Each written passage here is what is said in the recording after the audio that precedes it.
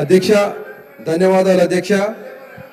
నా నియోజకవర్గం జూకోల్లో ఉన్నటువంటి అతి పురాతనమైనటువంటి కట్టడాల గురించి మీ దృష్టికి తీసుకొస్తున్నాను అధ్యక్ష. నిజాం సాగర్ ప్రాజెక్ట్ గురించి తెలియని వారు ఎవరు ఉండరని చెప్పేసి నేను మనవి చేస్తున్నా అధ్యక్ష. నిజాం సాగర్ ప్రాజెక్టు 1923 సంవత్సరంలో ప్రారంభమై 1931 సంవత్సరంలో పూర్తి చేయడం జరిగింది అధ్యక్ష. అయితే ఆ నిజాం సాగర్ ప్రాజెక్టు ఉస్మాన్ అలీ ఖాన్ కట్టించడము, నవాజ్ జంగ్ బహదూర్ గారి ఇంజనీరింగ్ చీఫ్గా ఈ ప్రాజెక్ట్ నిర్మించడం జరిగింది అధ్యక్ష. అయితే ఈ ప్రాజెక్టు ఒక ఇంజనీరింగ్ మార్వల్ అని చెప్పొచ్చు. స్థానికంగా సోర్స్ చేసినటువంటి గ్రనైట్ మరియు సున్నంతో కేవలం మాన్యువల్గా మేసనరీ వర్క్తో కట్టడం జరిగింది అధ్యక్ష.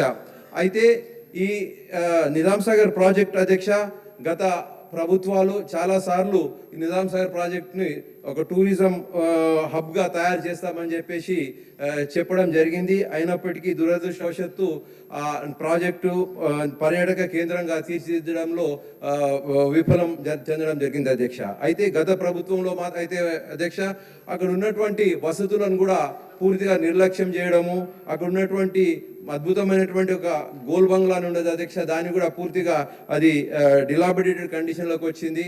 అయితే అధ్యక్ష, అదేవిధంగా నిజాం సాగర్ ఒక పర్యాటక కేంద్రంగా తీర్చిదిద్దాలని చెప్పేసి నేను మనవి చేయడమే కాకుండా అధ్యక్ష, జుక్కల్ నియోజకవర్గంలో 9వ శతాబ్దంలో నిర్మించినటువంటి రాష్ట్రకూటులు నిర్మించినటువంటి కౌలాస్ కోట అధ్యక్ష 350 ఎకరాలలో అది విస్తరించి ఉన్నది. 52 బుర్జులతో అత్యంత పటిష్టాత్మకంగా నిర్మించినటువంటి ఆ కోట అధ్యక్ష. అయితే ఆ కోట ప్రత్యేకత ఏంటంటే అధ్యక్ష, ఆ కోటలో 9 మీటర్ల పెద్ద తోపు ఉన్నది అధ్యక్ష. అది మూడు డిఫరెంట్ పార్ట్స్గా అది ఉపయోగిస్తారు అధ్యక్ష. అది ప్రపంచంలోనే 2వ అతిపెద్ద తోపు అని చెప్పేసి చరిత్ర చెప్తుంది అధ్యక్ష.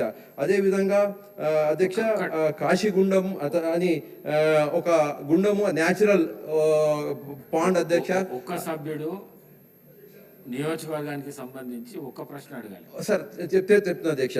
అయితే అదేవిధంగా వివిధమైనటువంటి పుణ్యక్షేత్రాలు కూడా అక్కడ ఉన్నాయి. అక్కడ రామేశ్వరం మందిరం ఉంది అధ్యక్ష. అది త్రేతాయుగంలో నిర్మించబడినటువంటి ఆ మందిరం. అయితే అధ్యక్ష, ఈరోజు మన స్టేట్ టూరిజం పాలసీలో 9 స్పెషల్ టూరిజం ఏరియాస్ అని, ఆ తర్వాత 20 అదర్ టూరిజం ఏరియాస్ అని చెప్పేసి చెప్పడం జరిగింది. కానీ అందులో మా నియోజకవర్గం సంబంధించినటువంటి ప్రస్తావన లేకపోవడం కొంచెం బాధాకరంగా ఉంది అధ్యక్ష. నేను మంత్రి గారిని దయచేసి ఈ జూకల్ నియోజకవర్గం ఉన్నటువంటి అతి ప్రాముఖ్యత కలిగినటువంటి టూరిజం ప్లేసెస్ని దృష్టిలోకి తీసుకొని ఒక ప్రత్యేక ప్యాకేజ్ ఇవ్వాలని చెప్పేసి మనవి చేస్తున్నాను అధ్యక్ష. ధన్యవాదాలు అధ్యక్ష.